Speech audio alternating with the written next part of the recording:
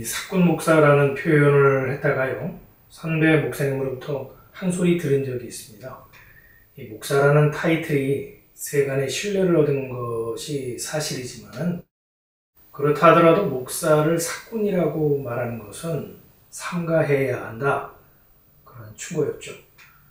다른 사람도 아니고 목사라는 사람이 목사를 사꾼이라고 말하는 것은 누워서 침 뱉기이고 누워 스스로 품위를 떨어뜨리는 어리석은 태도라는 것이었습니다.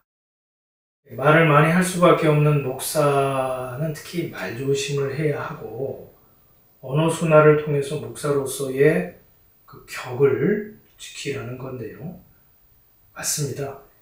목사가 말을 생각 없이 하게 되면요, 욕을 두세 배로 먹게 되고, 게다가 목사가 목사를 향해서 사꾼이라고 하는 것은 마치 전쟁 중에 아군을 공격하는 그 내부 총질로서 이적 행위와도 같다 할 수가 있거든요.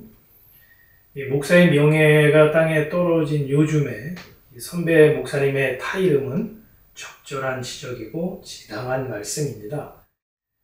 이에 대한 변명을 조금 하자면, 목사의 품위를 손상시키려는 그런 의도에서 사꾼이라는 단어를 사용한 것은 아니라는 겁니다. 이 성경의 관점에서 볼 때요, 직업의 종류와 관계없이 이 땅에서 밥벌이 하면서 살아가는 사람은 예외 없이 다 사꾼이거든요. 하나님의 일을 한다고 자부하는 성직자들까지도 물론 포함해서 말이죠. 구약 성경과 신약 성경에 사꾼이라는 단어가 나옵니다. 그 뜻은 임금을 대가로 지불하다, 돈 있는 사람에게 채용되다입니다.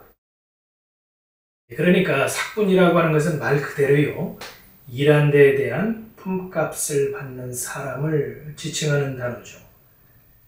이 사꾼 목사의 전형적인 사례라고 할 수 있는 내용이 성경에 기록되어 있습니다. 구약성경 4사기 17장에 기록이 되어 있는데요, 그 내용을 간단히 설명하자면 이렇습니다. 한 젊은 레위인이 유다 베들레헴에 살고 있었는데요, 이 레위인이라고 한다면 성전에서 하나님의 일을 맡아서 하는 사람을 말하는 거죠. 그가 살 곳을 찾아서 베들레헴을 떠나서 에브라임 산간지대에 있는 미가라 하는 그 사람의 집에 이르게 됐습니다. 미가가 그 젊은 레위인에게 자네는 어디서 왔는가 이렇게 묻습니다. 그러자 저는 유다 베들레헴에 사는 레위인입니다. 살만한 곳을 찾고 있는 중이죠. 이렇게 대답을 합니다. 유다 땅에 살고 있던 레위인이 자신이 거할 적절한 장소를 물색하기 위해서 이곳저곳으로 방랑생활을 했던 것은 사사기 시대는 정치적으로 또 종교적으로 무질서의 시대였기 때문에 율법에 기록된 그 레위인 제사장에 대한 규정이 제대로 시행되지 못했기 때문이 아닌가 싶습니다. 쉽게 말하자면 먹고 살 궁리를 해야 했기에 사역지를 찾아 나섰다라고 볼 수 있는 것이죠. 레위인의 말을 듣고 있던 미가가 제안을 합니다. 그렇다면 나와 함께 있는 것이 어떤가? 자네는 내 자문관 또 제사장이 되어주게. 그러면 내가 매년 은화 10개를 주고 옷과 음식을 제공하겠네. 그래서 그 젊은 레위인은 미가와 함께 살기로 승낙을 했고요. 그는 미가의 제사장이 되어서 그 집에서 살았습니다. 미가는 하나님의 일꾼인 레위인을 자기 집의 제사장으로 들이게 되자, 이제 내가 레위인을 내 제사장으로 세웠으니 여호와 하나님께서 나에게 복을 주실 것이다, 이렇게 외쳤습니다. 이처럼 고용이 되어서 복을 빌어주고 보수를 받아 살아가면서 하나님의 종 행세하는 자를 성경은 사꾼이라고 합니다. 이 내용을 교회에 적용을 해보면 사꾼 목사라는 타이틀에서 자유로울 사람이 과연 몇이나 될까 싶죠. 목사 라이센스를 취득해서 교회에 고용이 되어 성직자라는 가운을 걸치고 교인들 귀에 듣기 좋은 말, 듣고 싶은 말을 해주고 그 대가로 사렙이라는 명목으로 월급을 받아 살아가는 사람이 다름 아닌 사꾼 목사, 사꾼 목자라 할 수 있거든요. 이런 얘기를 하면 대번 그 불편한 심기를 드러내면서 반론을 펴실 분들이 있을 거라고 봅니다. 나는 교회 청빙위원회로부터 채용된 목사가 아니라 교회를 개척한 목사다. 그래서 나는 사꾼이 아니야. 나는 미자립교회 목사라서 사례비를 받고 싶어도 받지 못하는 형편이기 때문에 나는 사꾼 목사가 아니지. 나는 가진 재산이 넉넉하고 그래서 교회에서 사례비 안 받고 무료 봉사하니까 난 사꾼 목사가 아니야. 나는 자녀들이 경제활동을 하면서 보내주는 돈으로 생활을 하고 그러면서 목회하기 때문에 누구로부터 일체 임금을 받지 않고 있다. 그로 사꾼이 아니다. 그러니 내 앞에서 감히 사꾼 목사 운운하지 말라. 사꾼이라는 표현이 자존심을 건드릴 수 있겠지만요. 성경 말씀을 인정하는 사람이라면 사꾼에 대해서 수긍할 수밖에 없습니다. 교회 다니고 성경을 읽는 분들이라면 익히 알고 있듯이요. 선악과를 따먹은 사람에게 임한 삶의 방식이 어떤 건가요? 너는 이마에 땀을 흘리며 고도에게 일을 해서 먹고 살다가 마침내 흙으로 돌아갈 것이다.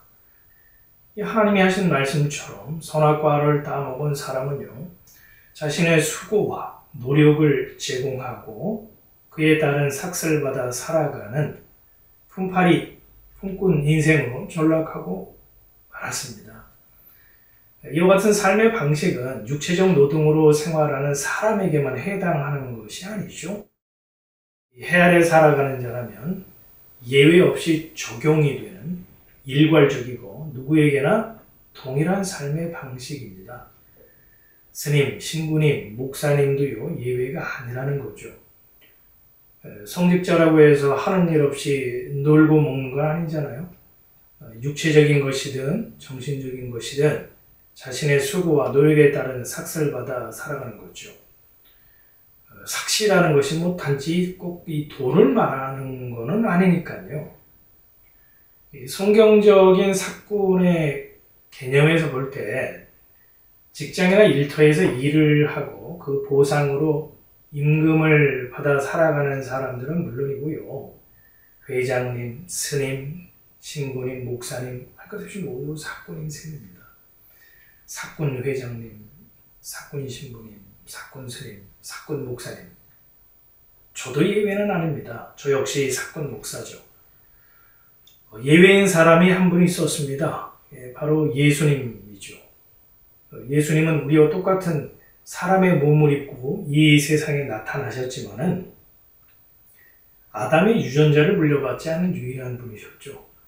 또 선악과를 따먹지 않은 사람이셨기에 얼굴에 땀이 흐르도록 수고해야 먹고 살 수 있는 이 품팔이 사꾼 인생이 아니었던 겁니다.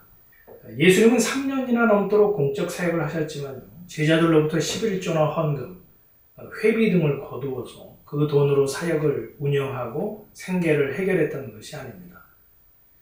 물론 가룟 유다가 제자 공동체의 돈을 관리했죠. 그렇다고 예수님이 그 돈으로 자신의 생계를 유지하고 생존을 위해서 생계를 꾸려갔다는 것은 아니죠. 우리 예수님은 값없이 베풀고 나누고 섬기셨습니다. 심지어 사람들의 죄를 대속하기 위해서 자신의 생명까지 값없이 거저 주셨죠. 엄밀히 말해서 이 세상의 모든 사람은 사꾼이고요. 참 목자는 예수님 뿐이라는 겁니다. 무슨 말을 하려고 사꾼이란 단어를 떠올렸는가 하면 그리스도인들이 모범으로 삼아야 할 선한 목자, 양으로서 따라가야 할 유일한 참 목자는 오직 예수님 한 분이라는 겁니다.